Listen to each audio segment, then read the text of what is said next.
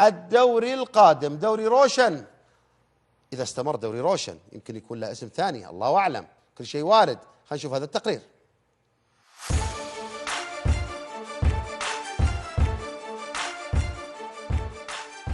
اشتعلت المنافسة على لقب دوري روشن السعودي لهذا الموسم، فالمنافسة حامية الوطيس من أجل التتويج بلقب الدوري.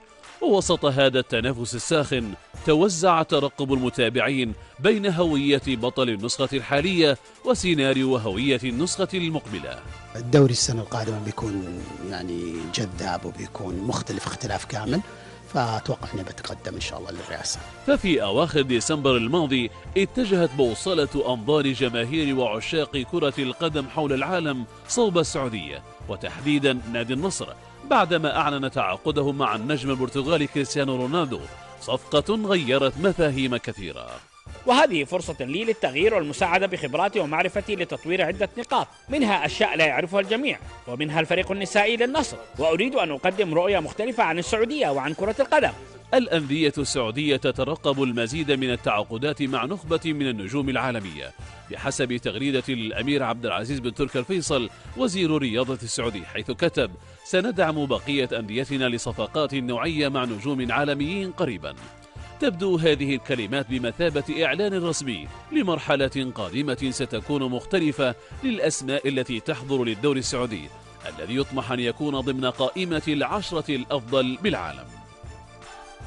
هناك أسماء تبدو أنها مستهدفة من قبل الأندية السعودية، وتحديدا النجوم الذي يقتربون من انتهاء عقودهم مع أنديتهم الكبرى في أوروبا، وفي مقدمتهم الأرجنتيني ليونيل ميسي المتوج مع منتخب بلاده بكأس العالم الأخيرة، والذي ربط اسمه بالهلال حامل اللقب الدوري السعودي تارة، وتارة أخرى اقترن بالاتحاد متصدر النسخة الحالية.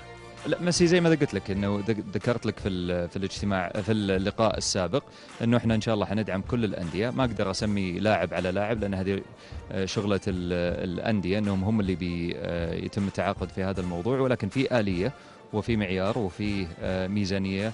أسماء أخرى ربما تكون أيضا في مرمى تعاقدات الأندية السعودية كالكرواتي لوكا مودريتش، والإسباني سيرجيو راموس، ومواطن بوسكيتس، والأرجنتيني دي ماريا وفرانسي غريزمان، حيث تنتهي عقودهم في الصيف المقبل.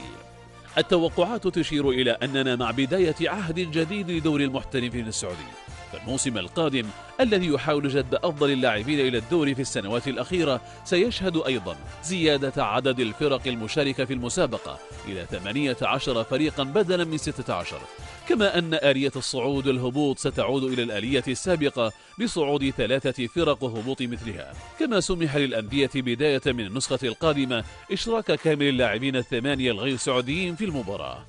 اليوم ترقب واسع لمعرفة بطل النسخة الحالية، يقابلها ترقب أكبر لنسخة أكثر سخونة وإثارة الموسم القادم.